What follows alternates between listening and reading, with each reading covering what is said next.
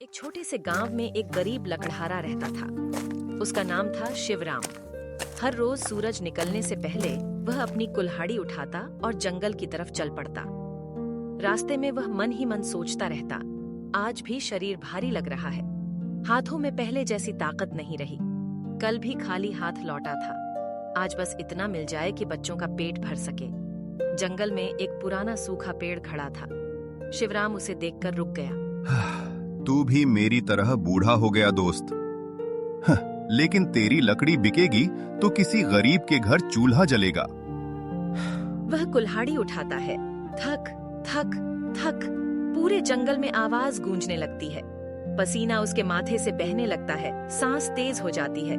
यह शरीर अब साथ नहीं देता, लेकिन जिम्मेदारियां आराम करने नहीं देती। कुछ देर बाद वह लकड़ियों का गट्ठर बांधता है। तभी पीछे से बच्चे की आवाज आती है। बाबा बाबा। अरे रोहन, इतनी सुबह जंगल में क्यों आया? माँ आपको बुला रही थी। घर में आटा खत्म हो गया है। तू इतना छोटा है और इतनी बड़ी चिंता उठा रहा है। बाबा, आज लकड़ी ज्यादा मिलेगी ना? माँ गरम रोटी बनाएंगी ना? मिलेगी बेटा, भगवान चाहे तो जरूर मिलेगी। जब मैं बड़ा हो जाऊंगा तो आपको जंगल नहीं जाने दूंगा। बस यही सुनने के लिए तो मैं रोज कुल्हाड़ी उठाता हूँ। रोहन घर की तरफ लौट जाता है। शिवराम उसे जाते हुए देखता रहता है। हे भगवान, मेरे बच्चों को मेरी जैसी गरीबी मत दिखाना। दुख देना हो तो मुझे देना। झोपड़ी में उसकी पत्नी गौरी चूल्हे के पास बैठी थी। आटा बहुत थोड़ा बचा था। गौरी मन में, आज अगर लकड़ी नहीं बिकी तो बच्चों को क्या खिलाऊंगी। रोहन, तू जंगल क्यों गया था? बाबा से मिलने। उन्होंने कहा आज सब्जी भी बनेगी। तेरे बाबा खुद भूखे रह लेंगे, पर हमें भूखा नहीं सोने देंगे। थोड़ी देर में शिवराम झोपड़ी में प्रवेश करता है। कंधे पर लकड़ी, चेहरे पर थकान। आज कितना मिला? ज्यादा नहीं, पर आज चूल्हा जल जाएगा। रोहन बेटा, याद रखना, गरीबी हालत होती है, पहचान नहीं। उसी गांव में एक अमीर व्यापारी रहता था, सेठ माधव दास। उसका घर बड़ा था, लेकिन दिल छोटा। विक्रम, आज लकड़हारे आएंगे, दाम कम देना। चिंता मत कीजिए पिताजी, सब डरते हैं मुझसे। उनकी बेटी मीरा वहाँ आ जाती है। पिताजी, आप गरीबों की मजबूरी का फायदा क्यों उठाते हैं? दुनिया पैसे से चलती है बेटी। पर इंसानियत भी तो कोई चीज होती है। सेठ चुप हो जाता है, लेकिन उसके चेहरे पर बदलाव नहीं आता। शिवराम लकड़ी लेकर बाजार पहुँचता है। सेठ जी, मेहनत का सही दाम दे दीजिए। इतनी लकड़ी के बस इतने ही पैसे? शिवराम हैरान होकर देखता है। सेठ जी, मेहनत का सही दाम दे दीजिए। तेरी लकड़ी में सोना लगा है क्या? शिवराम लकड़ियों को उठाता है। गरीब हूँ पर झुका हुआ नहीं। वह बाजार छोड़ देता है। घर पहुँचते ही शिवराम देखता है कि रोहन बिस्तर पर पड़ा है। उसका शरीर तप रहा था। दोपहर से बुखार उतर ही नहीं रहा। शिवराम बेटे का माथा छूता है।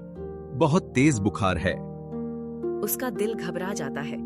अगर आज दवा मिली तो हालत बिगड़ जाएगी। मैं सेठ रामलाल के पास जाऊंगा। आज नहीं तो कभी नहीं।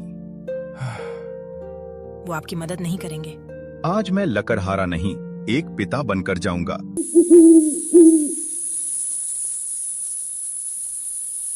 रात के अंधेरे में शिवराम सेठ के घर जाता है।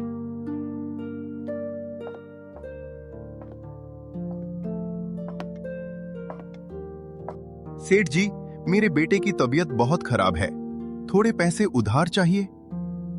हम कोई अस्पताल चलाते हैं? मैं मेहनत करके लौटा दूंगा, एक एक पैसा। मेरे दरवाजे पर गरीबी मत फैलाओ। शिवराम सिर झुका टूटे कदमों से लौट जाता है।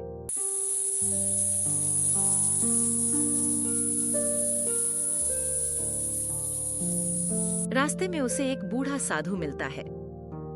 क्यों बेटा, इतना टूटा क्यों है? मेरे बेटे की जान खतरे में है। साधु उसे ध्यान से देखता है। क्या तुझे अपना बचपन याद है? बस आग लगी थी, फिर मैं जंगल के पास मिला था। साधु की आंखें भर आती हैं। मैं गंगाधर हूँ, तू सेठ हरिनारायण का खोया हुआ बेटा है। शिवराम सन्न रह जाता है। ये सच है बाबा? सच है बेटा, तेरी जायदाद तेरा इंतजार कर रही है। सुबह का समय झोपड़ी पे एक वैद्य आता है। ये सब कौन भेज रहा है?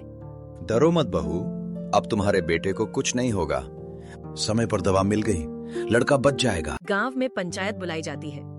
आज मैं एक सच्चाई सबके सामने लाने आया हूँ। कौन सी सच्चाई बाबा? किसी गरीब लकड़हारे की? वही लकड़हारा इस इलाके की सबसे बड़ी संपत्ति का मालिक है। ये मजाक है। आगे आओ शिवराम। ये है सेठ हरिनारायण के इकलौते वारिस।